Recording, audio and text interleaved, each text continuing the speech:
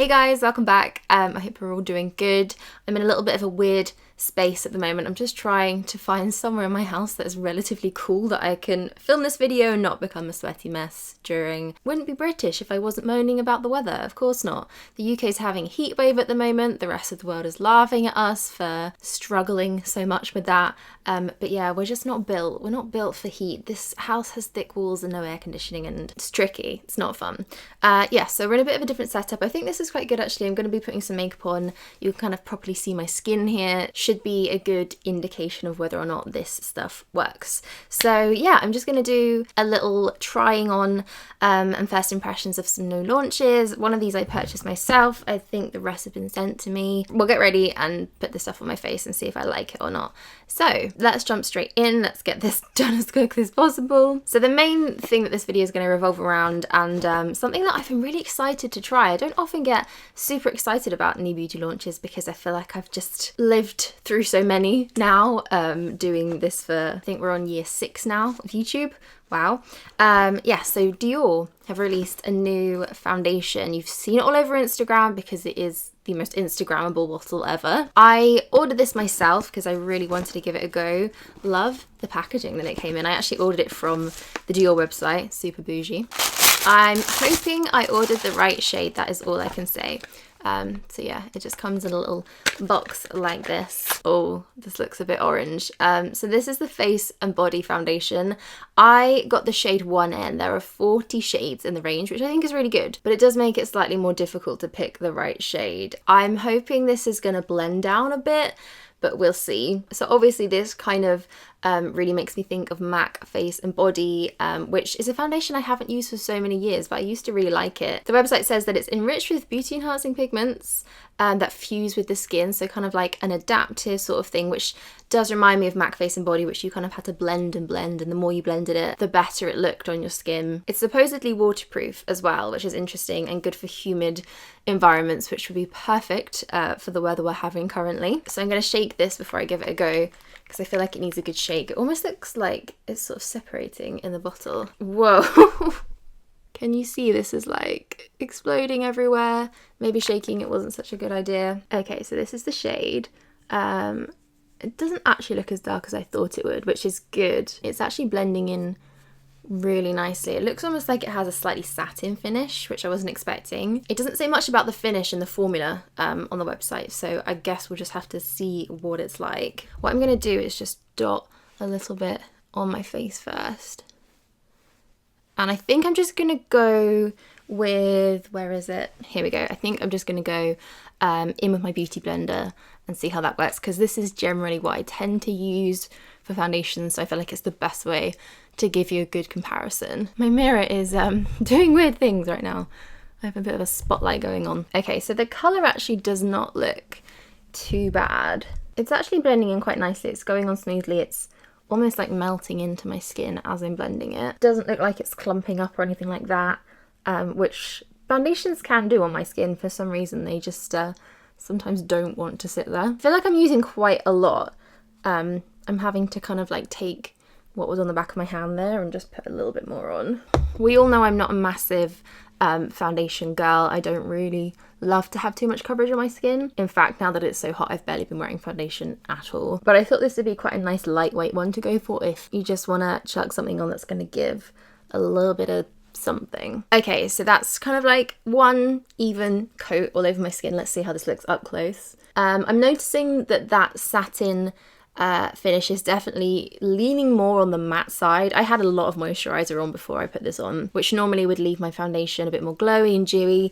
So yeah, it's definitely dried down to more of a matte finish, which I guess is what helps it stay and is good for like the humid temperatures that it's supposed to withstand. Can't really say that matte foundations are my favorite finish, especially on my skin.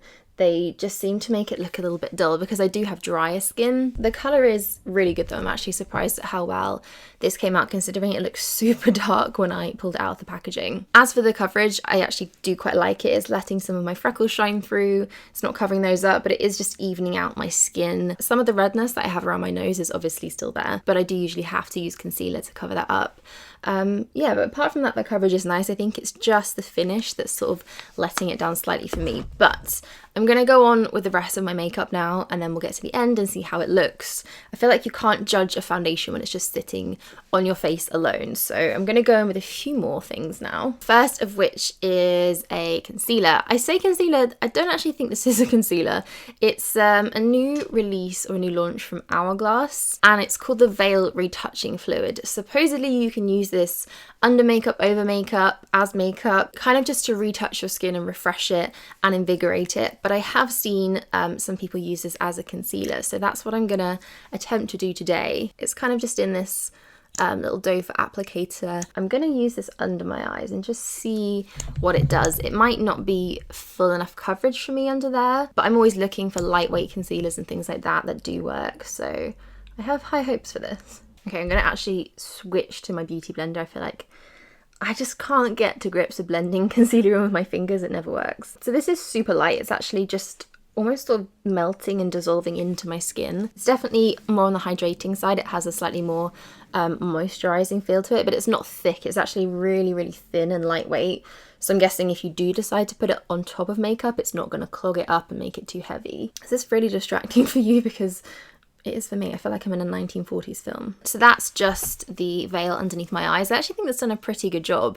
It has a similar sort of coverage to something like the Glossier Stretch Concealer and the other lightweight concealers that I really like using. I'm gonna see how this goes under my nose as well, which is the other main spot on my face that I conceal because it's so red. I actually like this a lot. It's kind of just quite fun to pop on any little areas that you need just a slight bit of cover but you don't want to really clog up or make too heavy. It's even making this foundation look a little bit more dewy and fresh. So because of that, I'm just gonna put some on my cheeks here because why not? I actually really like how this is making the foundation look. It's really changing the finish of it and I like that a lot. I'm kind of impressed with that. It's definitely a weird little product that I haven't seen anything like before, but I do think it's made my skin look really nice actually. So I feel like a real test of this for me especially will be to see how this does on its own. So next time I do my makeup, I'll probably just use this and see what I think. So I've just put a little bit bronzer on because I needed it. This is not a new launch, but it is a new favourite of mine. It's the Chantecaille Radiance Gel Bronzer. We know I love my cream bronzers, and this one is so interesting. It is basically a cream, but it's more gel-like in that it's very thin, so you can really build it up, and it's quite glossy as well, which I like. Another one to add to the list of my ever-growing cream bronzer collection, which honestly is getting a bit out of hand. So next new launches I have are from Nars. You probably see me just holding this up for most of the video so far, but they've updated and kind of relaunched some of their classic products, which is the Nars Orgasm blush. We all know this is such an OG. I have used this in many videos. Such a classic, such a gorgeous blush. And the packaging of this one is so stunning. Absolutely love Nars packaging. So they've also got a lipstick in the collection, which is super gorgeous as well. It's kind of just like the Orgasm blush, but in a really sheer, beautiful little lip product. And then this one, which kind of intrigued me the most, is the Illuminating Powder. This kind of, let me open this without spilling it everywhere. This kind of looks somewhere in between a blush and a highlight. If I put a little bit on my hand here, you can see that it's definitely highlighty, but it has a little bit of pigment to it. I think that's actually a really pretty way of wearing blush, especially in the summer. So I just want to do a little bit of this and see how it goes. I'm going to try very hard not to overdo it because I feel like I could become a shiny pink disco ball. I'm just going to kind of start on the tops of my cheekbones here and sort of just blend it down a little bit. It's so pretty. It has that kind of like golden sheen that the Orgasm blush is known for. That is definitely super pigmented. I would probably not use this just as a highlight because it is really quite pink, but as a really subtle wash of blush, I think it's quite nice actually. Such a light hand needed really. I had to blend that down a little bit because I went a bit overboard. So I have a couple of products from Dior now, which they actually sent me. The foundation I purchased myself, but they also sent me a few new bits recently. This one kind of caught my eye. It's the Dior Show All Day Brow Ink. Kind of just looks like it's going to be a brow gel, but when you open it up, it has this super interesting like angled felt tippy nib. So it's almost like you're painting in your brows, which could be interesting. I have the shade 021 in this, which kind of looks like it could be good. It's almost kind of reminds me of like watercolor. This is definitely a liquid, but it almost, I don't know, it feels like it's going on as a powder. You can definitely get quite a sharp angle there just underneath, which I think is really, really cool. Okay, I think I was a little bit stingy with that. I'm going to use a little bit more just to sculpt out the arch of my brow. Oh, it's super quick at filling everything in. Usually when I fill my brows in with pencil, it does take me a little while to kind of sit there and fill in all the gaps. Oh, okay. Right. Let's do the other side and see. If nothing else, that was probably the quickest I've actually ever done my brows. That took me less than 30 seconds. That's amazing. I feel like this is actually quite a good shade for my hair at the moment. It's definitely darker than I've been doing my brows recently, but I don't know, maybe that's okay. Still feel like I want to brush them through with something like a spoolie. I feel like that is just a little bit force of habit really, but I'm just going to comb them. You know when you use a new brow product for the first time and you just kind of sit there looking at yourself thinking, is this actually okay? Is this right? I like this a lot. I actually would be really intrigued to try maybe a slightly lighter colour. I think the tone is actually perfect. It's not too warm, it's not too ashy. I'm super impressed with this. That was honestly the speediest thing ever. So Dior also sent me some of their Dior Show on stage liners, which look like the funnest things. Look at these colours. I just want to use all of these. This is just not the kind of thing I ever wear, but I'm like so tempted to just do yellow eyeliner. So there's like a tealy blue,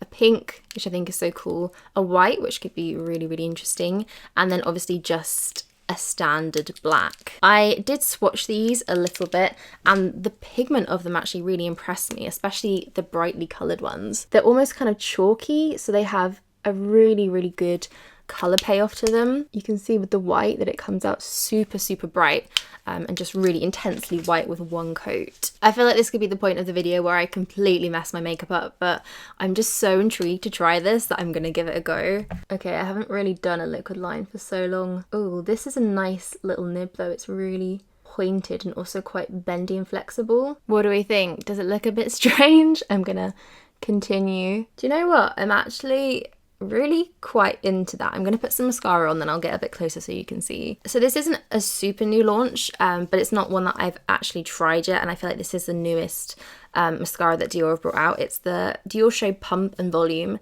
it's actually got a little squeezy bit here where the brush sits, so you're supposed to squeeze it and it kind of puts more product onto there. The brush on this is also kind of like quite spiky. It's got shorter spiky bits on quite a thick plastic bristle brush, and I'm expecting a lot of volume from this, which is going to make a change to my Glossier mascara that I've been wearing every single day, which is as you guys probably know, super, super natural. Oh, this is so, so thickening. I don't know how I feel about this. It's almost a little bit clumpy actually, because there's so much product on the wand. I think I did pump it quite a few times, so that might be why. I am actually just gonna grab my Glossier mascara here and give that a little comb through, because yeah, that's very, very thickening. Did you ever think you'd see the day that our mascara was too volumizing for me? Who have I become? So I've actually really combed that out. You can see that it is a super thickening mascara. If I was wearing a bit more eye makeup, maybe I would prefer that, but yeah, I think I will stick to my Glossier for now. What do we think of this yellow eyeliner though? I am super, super sold on this. I'm really, really into it. I've also just added a little bit of the white just at the end there, which I think is kind of cool. So to finish this off, I am going to use the Nars Orgasm. This is actually a lip balm. That is what they're calling it, the Afterglow Lip Balm. I feel like this is just going to be a really pretty kind of glowy, glossy lip. That is super moisturizing. It feels really, really comfortable and like it's just going to sit on my lips very well. It's got a little bit of that pinky golden sheen to it that the Nars Orgasm range is known for, and yeah, I think that's actually really, really nice. It's a super nice, like simple, easy to wear lip color. So guys, that is my full face of first impressions minus one thing. I hope you like that. I hope you enjoyed sitting here and doing my makeup with me. I am going to check back in later on in the day just so we can kind of see how everything's sitting, let you guys know my final thoughts. But for now, super impressed by the Dior brow product. Obviously obsessed with this new yellow liquid liner. And as for the foundation, it's definitely settled in a lot more on my skin now that I have the other products on top. The coverage is nice. I do like the way it looks, but I still think it's just slightly on the drier side. I could maybe kind of help that out with some setting spray, some kind of like hydrating mist on top of it, but I don't know if this is something that I would reach for all that often. So I will come back to it later on, but for now, kind of on the fence about that one. Okay guys, so it is a lot later now.